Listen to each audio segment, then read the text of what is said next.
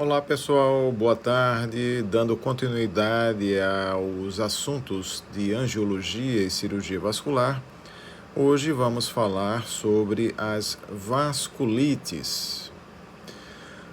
Como aspectos gerais, são processos inflamatórios das paredes vasculares, processos inflamatórios estes que podem ser localizados ou difusos, acometendo vasos, quais sejam artérias, veias, de qualquer tamanho e de qualquer localização do corpo, podendo ser de etiologia primária ou secundária a uma doença subjacente, como, por exemplo, doenças do colágeno. Em casuística americana, acomete 25 pessoas por milhão de habitantes. Em termos de condução terapêutica, a utilização de corticosteroides e imunossupressores consegue, em 80% dos casos, controlar a evolução da doença. E as recidivas ocorrem em percentual de 40 anos nos primeiros anos de seguimento do paciente. Aqui nós temos uma ilustração hipotética de um processo inicial inflamatório com a ativação das células brancas, ativação leucocitária, ativação das células endoteliais da camada íntima arterial, fazendo com que haja a expressão das selectinas e de outros ligantes entre as células brancas e as células endoteliais, como o VCAM e o IVCAM, fazendo com que essas células brancas fiquem aderidas a essas células endoteliais, transpassem a camada íntima, atinjam o subendotélio, onde são ativados, onde ocorre a quimiotaxia, a aproximação para a ativação e atuação das células brancas contra os invasores, e isso levará a um processo de liberação de mediadores bioquímicos que levarão em contiguidade ao processo inflamatório vascular. Aqui nós temos uma artéria normal, com seu lúmen normal, já uma artéria na qual ocorreram aqueles processos inflamatórios visualizados na projeção anterior. Isso gradualmente fará com que haja um espessamento dessa parede vascular, fazendo com que a artéria, neste caso, fique mais enrijecida e o seu lúmen seja mais estreitado, podendo esse processo patológico evoluir de tal monta que a artéria torne-se totalmente ocluída. Então vejam, nós temos uma lesão inflamatória que acomete os vasos sanguíneos, quer sejam estes artérias, veias, qualquer dos tamanhos, qualquer da localização, e com esse processo inflamatório, nós vamos tendo as lesões vasculares, as obliterações vasculares, que em última análise, somado ao processo inflamatório, levam aos processos isquêmicos teciduais. Em relação à patogênese, nós temos a primeira relacionada à deposição de imunocomplexos circulantes, que são imunocomplexos depositados na parede vascular, em áreas onde existe a permeabilidade aumentada daquela camada íntima do vaso. Neutrófilos infiltram a parede, liberam suas enzimas como a colagenase e a elastase, lesando e inflamando diretamente a parede vascular. Em consequência, pode existir trombose, oclusão dessa luz vascular, hemorragia, que levam aos processos e alterações isquêmicas teciduais.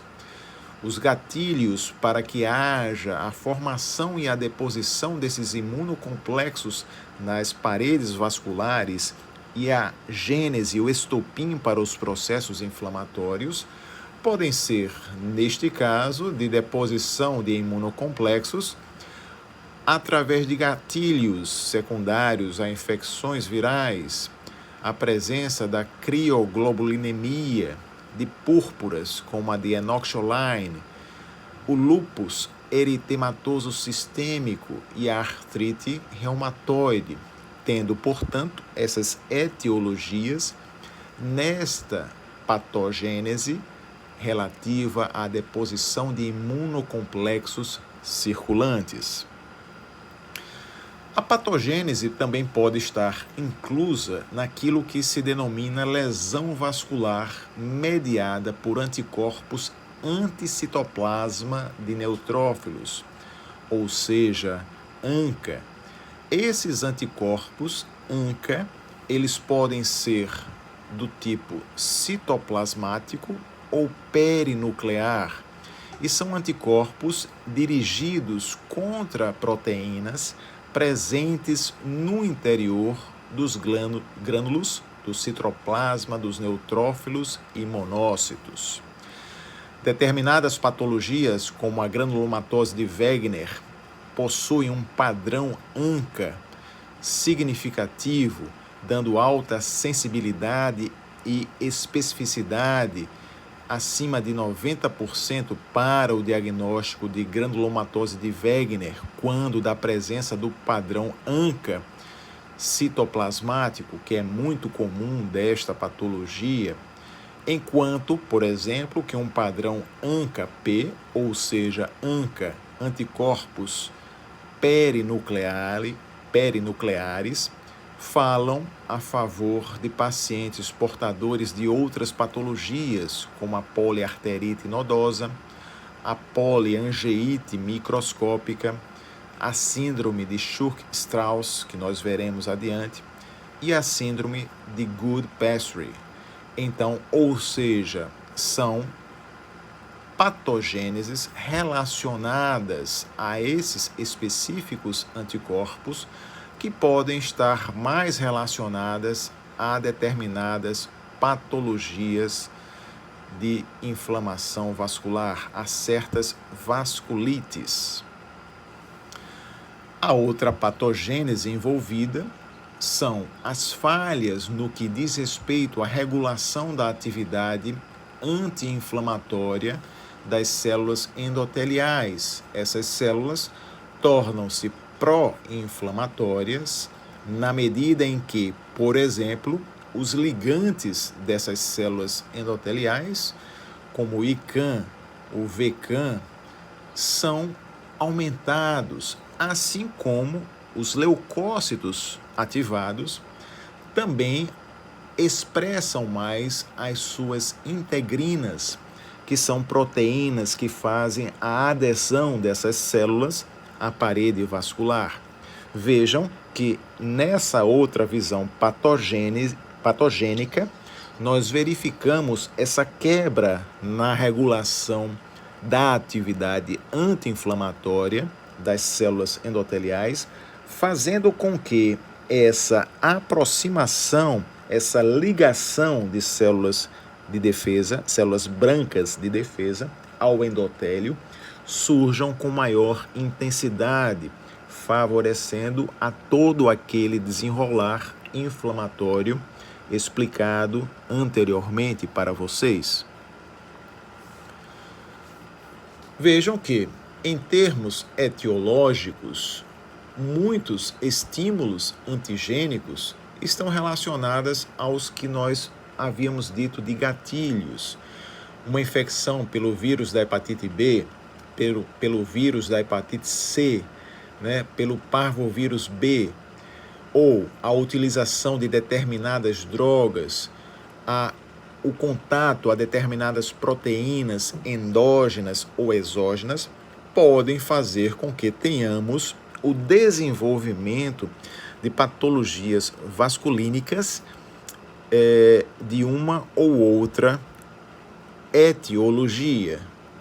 Vemos aqui, por exemplo, o vírus da hepatite B, podendo ser o gatilho para situações como a poliarterite nodosa, o vírus da hepatite C, podendo estar relacionada à crioglobulinemia, o parvovírus, a granulomatose de Wegener, e assim por diante.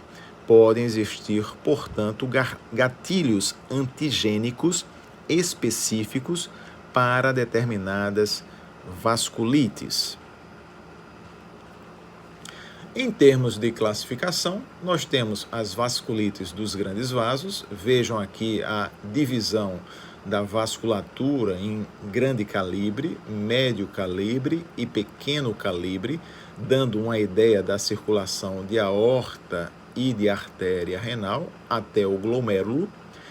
Apenas para exemplificar essa classificação em relação ao calibre dos vasos, podendo as doenças, as vasculites desses vasos serem dos grandes, como a arterite temporal, a arterite de Takayasu, as vasculites de vasos de médio calibre, como a poliarterite nodosa ou a doença de Kawasaki, e as vasculites de pequenos vasos, como a granulomatose de Wegener, a poliangeite microscópica, a síndrome de Church-Strauss, a púrpura de Enoch-Scholine, as vasculites secundárias a crioglobulinemias e a angeite cutânea. Alguma delas nós veremos adiante.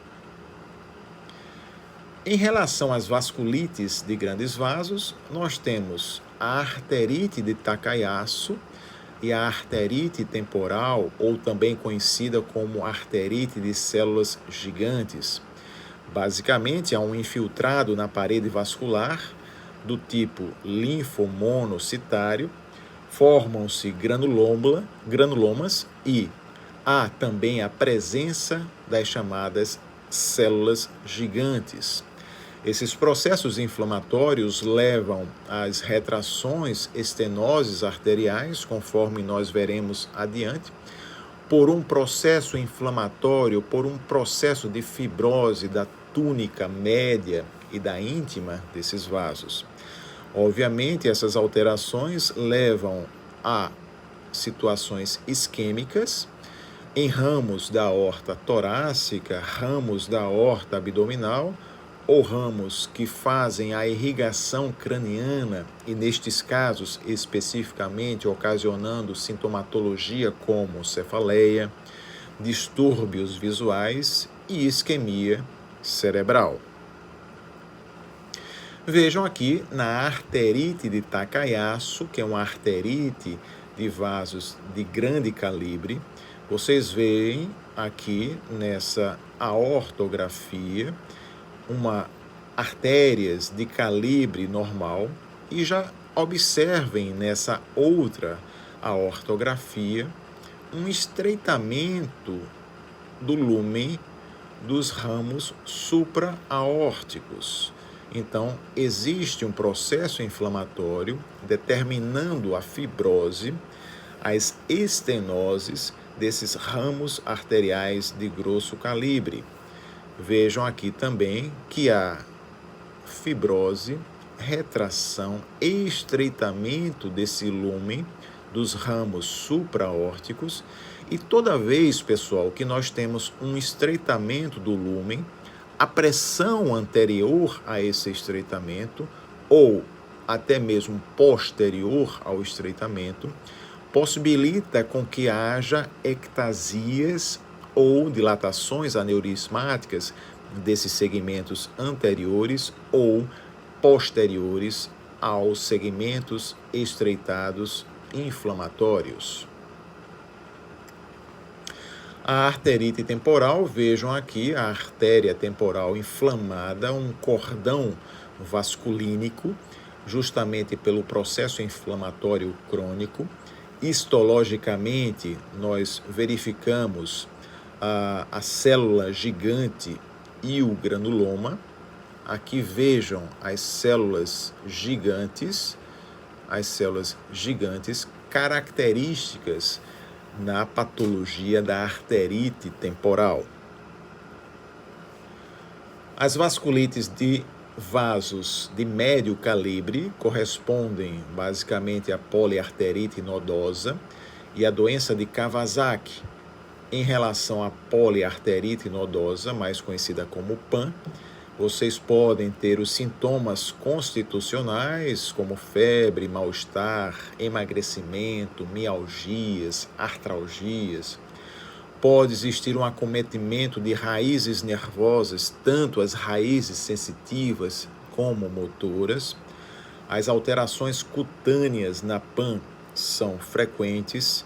Há a possibilidade de processos isquêmicos de mesentério.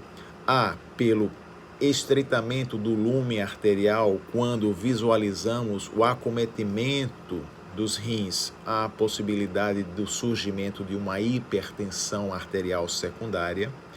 Há a possibilidade também de processos isquêmicos, hepáticos, coronarianos e até também uma sintomatologia a nível de sistema nervoso central nesses pacientes. Vejam aqui processos, exantemas que podem surgir nesses pacientes, como a áreas de fibrose, de estreitamento do lume arterial, da margem a que processos isquêmicos ocorram. Vejam essa característica de pele, que é o que nós chamamos de livedo reticular, que também surgem por essas alterações microangiopáticas. Aqui há o histopatológico com um grande infiltrado de células inflamatórias, de células brancas, característica de pacientes que apresentam a PAN, poliarterite, a poliarterite nodosa clássica. Também como característica desta patologia, vejam aqui essa aortografia do paciente. Vejam que há um estreitamento da aorta, assim como dos outros vasos de mesentério. Uma outra característica da PAN é a observação quando dos estudos radiológicos do que nós chamamos de microaneurismas. Vejam aqui o acometimento renal com a formação de microaneurismas, também característico da PAN. A outra doença dos vasos de médio calibre, a doença de Kawasaki, muito parecida com a PAN em termos histológicos, mas existindo critérios diagnósticos que, quando presente a febre por período de 5 dias, podem ter 4 desses critérios presentes que, somados à febre, nos possibilitam o diagnóstico de doença de Kawasaki. Esses critérios são a inflamação conjuntival, lesões na mucosa oral, que nós veremos na língua, nos lábios, na faringe, o eritema palmar ou plantar, o exantema polimorfo e a linfoadenopatia cervical. Vejam aqui o processo da conjuntivite, o eritema que pode ser palmar ou plantar, a característica de rache polimórfico, vejam a característica de polimorfismo desse rache, os lábios vermelhos e a língua em forma de morango, Há a possibilidade de alterações estruturais cardíacas, como a formação de aneurismas cardíacos.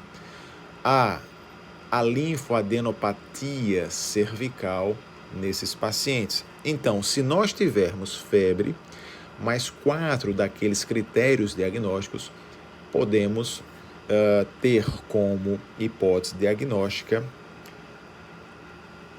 a doença de Kawasaki. Em relação aos pequenos vasos, as vasculites dos pequenos vasos, nós temos a granulomatose de Wegener, a poliangeite microscópica, a síndrome de Church-Strauss e as vasculites por hipersensibilidade. São quadros frequentes de acometimento respiratório com processos que levam a alveolite hemorrágica, glomerulonefrite necrosante, alterações renais. A maioria dessas entidades são ANCA positivas e guardam muitas semelhanças, tornando o diagnóstico entre essas vasculites um diagnóstico difícil para os pacientes, para os médicos. A granulomatose de Wegener, ela apresenta 2 formas clínicas, que é a forma difusa ou clássica, em que nós encontramos sintomas gerais, alterações do trato respiratório alto, dos pulmões, dos rins, enquanto que a forma localizada acomete basicamente o trato respiratório alto e os pulmões, sem outras evidências de que aquele processo inflamatório vascular ocorra de forma sistêmica. Vejam aqui que, como eu falei, existe a possibilidade de alterações no trato respiratório alto. Esse processo inflamatório crônico pode fazer com que haja a destruição do arcabouço nasal. Podem existir alterações crônicas que levem a úlceras e a verdadeiras aberturas no palato. Vejam a possibilidade do acometimento pulmonar com esses nódulos visíveis à radiografia de tórax. Temos a presença do rash também como uma das expressões clínicas desses pacientes. Em relação à poliangeite microscópica, é uma vasculite necrosante, principalmente quando nós temos o acometimento do território renal e pulmonar. Também há as alterações cutâneas, que são em forma de púrpura palpáveis, de relevo, e lesões necrosantes. Existem sintomas constitucionais, como febre, mal-estar, artralgias, perda de peso. A determinação do ANCA, conforme dito anteriormente, é quase sempre positiva. Vejam aqui esse rash, alteração histológica com aspecto de necrose fibrinoide. A outra patologia é a síndrome de Church-Strauss, que o acometimento respiratório se faz obrigatoriamente em todos os casos e, como característica muito importante, aparecendo com quadros de asma e quadros de eosinofilia. Tanto é que, em critérios estabelecidos pelo Colégio Americano de Reumatologia, nós temos o achado na biópsia do acúmulo de eosinófilos em áreas extravasculares, assim como a característica da presença de asma, que eu disse para vocês ser importante, a presença da eosinofilia acima de 10% na contagem leucocitária diferencial no exame sanguíneo, a possibilidade do acometimento de raízes, a mononeuropatia ou de várias raízes com a polineuropatia. Há também a possibilidade do acometimento pulmonar com a presença de opacidades pulmonares. Há também a possibilidade de sinusopatias. possibilidade de úlceras necrotizantes, processos cardíacos de arritmia, angina e infarto também podem ser encontradas na síndrome de Churg-Strauss. Vejam o rache cutâneo, essas bolhas que podem evoluir para as úlceras necrosantes nesses pacientes.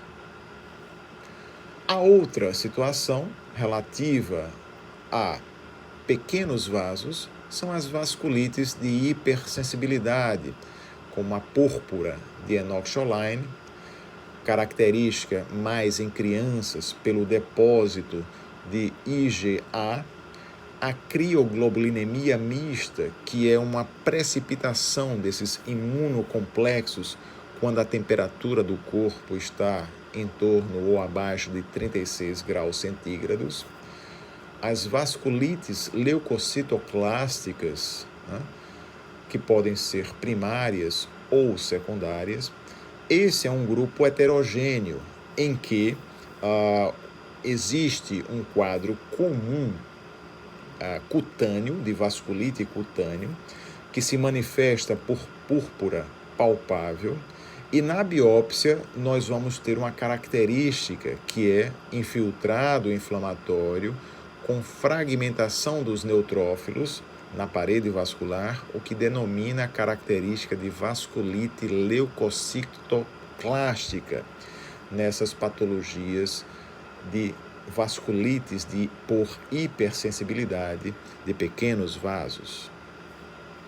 Em relação ao tratamento, pessoal, se há suspeita de alguma droga que tenha servido como gatilho para o desenvolvimento dos processos inflamatórios vasculares, obviamente nós deveremos suspender a droga na qual há suspeita de ser o gatilho. Podemos administrar nesses pacientes antihistamínicos para aliviar a sintomatologia do prurido. Podemos utilizar corticoides e agentes citostáticos, também podem ser utilizados para a remissão dessas doenças. A necessidade da monitorização clínica e laboratorial desses pacientes, por exemplo, com testes laboratoriais inespecíficos, mas que podem denotar a presença de processo inflamatório orgânico, como a velocidade de hemossedimentação e a proteína C reativa. Pacientes com a doença de Wegener e a poliangeite microscópica, a determinação seriada dos anticorpos ANCA podem ser úteis no segmento dessas patologias, uma vez que a negativação desses anticorpos específicos coincide com as remissões clínicas desses pacientes. Pessoal, obrigado, um bom final de tarde, tudo de bom para vocês, abraço.